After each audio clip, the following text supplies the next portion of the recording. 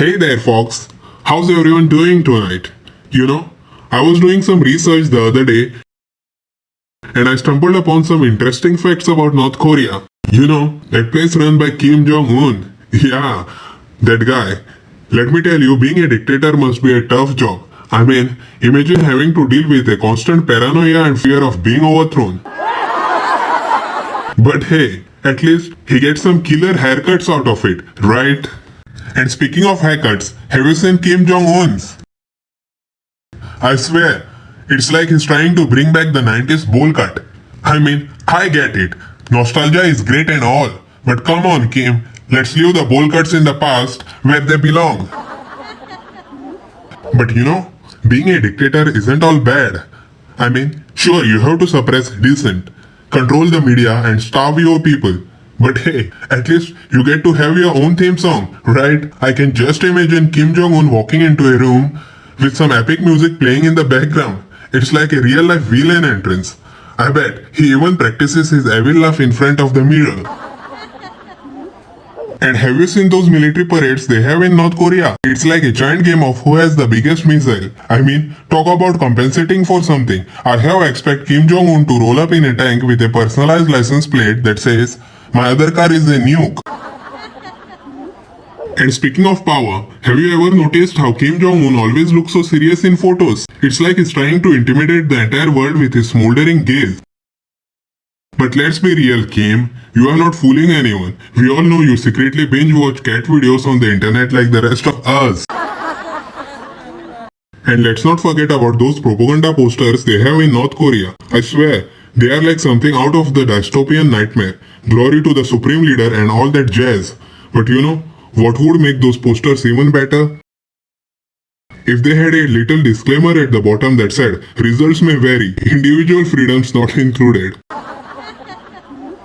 And let's not forget about the mysterious disappearance of Kim Jong-un's brother, Kim Jong-nam. I mean, talk about a family feud gone wrong. It's like a real-life episode of Keeping Up with the Kims. I can just imagine Kim Jong-un plotting his next move while watching Returns of the Godfather for inspiration. But you know what really gets me? Kim Jong-un's love for basketball. Yeah, apparently he's a huge fan of the sport. I guess when you spend your days ruling with an iron fist, you need a little me time to shoot some hoops and pretend you are Michael Jordan. I can just picture him yelling at his opponents, "You missed that shot and you are going straight to the labor camp." And let's not forget about the infamous North Korean cheerleaders. Those perfectly synchronized, really enthusiastic cheerleaders who show up at every sporting event. I swear, they could give the Rockets a run for their money. But hey, at least they distract everyone from the fact that their team is getting crushed on the court. And let's not forget about the infamous North Korean propaganda films. I mean, have you seen them? It's like they took every action movie cliche and cranked it up to explosions, dramatic music and of course, the heroic supreme leader saving the day. I would not be surprised if they started selling popcorn soda at those screenings. But you know what really blows my mind? North Korea's obsession with giant statues. I mean, seriously, have you seen the size of those things? It's like they are compensating for something. I half expect Kim Jong-un to commission a statue of himself riding a unicorn into a battle. Now, that's a sight I'd pay to see.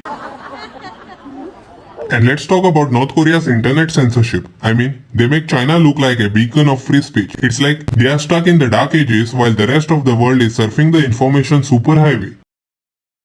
I bet Kim Jong-un thinks a tweet is something birds do. And let's talk about North Korea's official state ideology, Juche. I mean, what even is Juche? It's like they took communism, added a dash of nationalism and sprinkled in some Kim Jong-un worship for good measure. I bet even the dictionary doesn't know what Juche means.